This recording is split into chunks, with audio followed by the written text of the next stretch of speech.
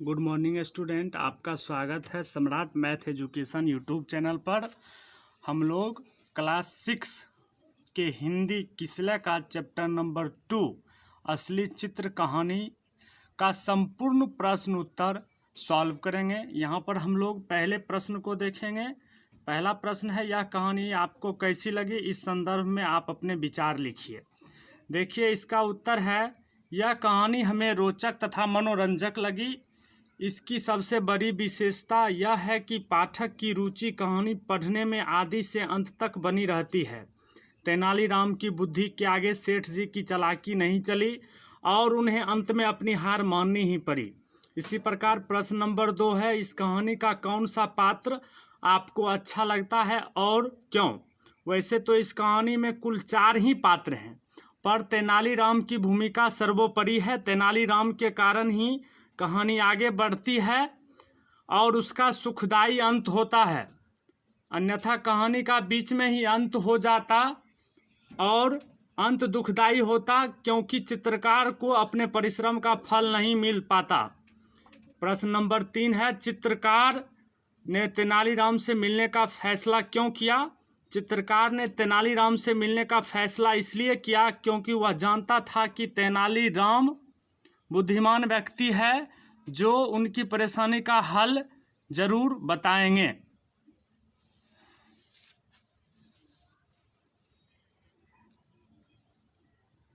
इसी प्रकार प्रश्न नंबर 5 है,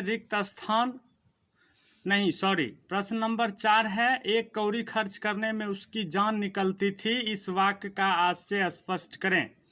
आंसर है, कंजूस के लिए पैसा ही सब कुछ होता है। इस संबंध में एक कहावत है कि चमड़ी जाए तो जाए लेकिन दमड़ी बची रहे। एक कौड़ी खर्च करने में कंजूस व्यक्ति को उसकी जान निकल जाने की नौबत आ जाती है। राजा कृष्णदेव राय के राज में भी एक ऐसा ही धनी सेठ था जो पैसे का हाथ से निकलना सहन नहीं कर सकता था। प्रश्न नंबर 5 है, रिक्त स्थान को भरिए। कंजूस सेठ ने चित्रकार से डैश देने का वादा किया, तो यहाँ होगा स्वर्ण मुद्राएं। ख नंबर में, यह कहानी डैश के राज्य की है, तो कृष्णदेव राय के राज्य की है। ग नंबर में, चित्रकार ने डैश से सलाह ली, तो तेनालीराम से। घ नंबर में, एक दिन चित्रकार डैश लेकर सेठ के पास पहुंचा, तो आईना लेकर के। च नंबर में, तेनालीराम राजा कृष्णदेव राय के दरबार में डैश थे, तो विदूषक। इसी प्रकार प्रश्न नंबर 6 हम लोग देखेंगे। प्रश्न है, आपके अनुसार चित्रकार ने सेठ को चित्र की जगह आईना क्यों दिखाया? यहाँ पर 4 ऑप्शन दिया हुआ है, जिसमें ऑप्शन सही होगा, वह सेठ के साथ जैसा को तैसा कहावत चरितार्थ करना चाहता था। पाठ से आगे हम लोग देखेंगे।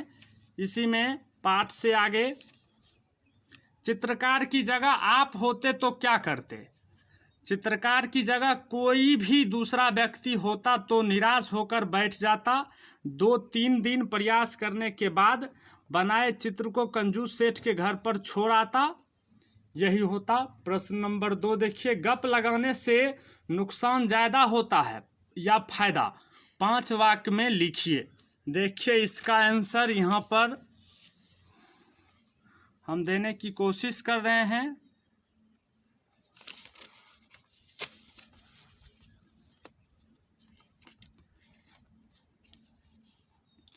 गप लगाने का आधार ज़्यादातर झूठ होता है।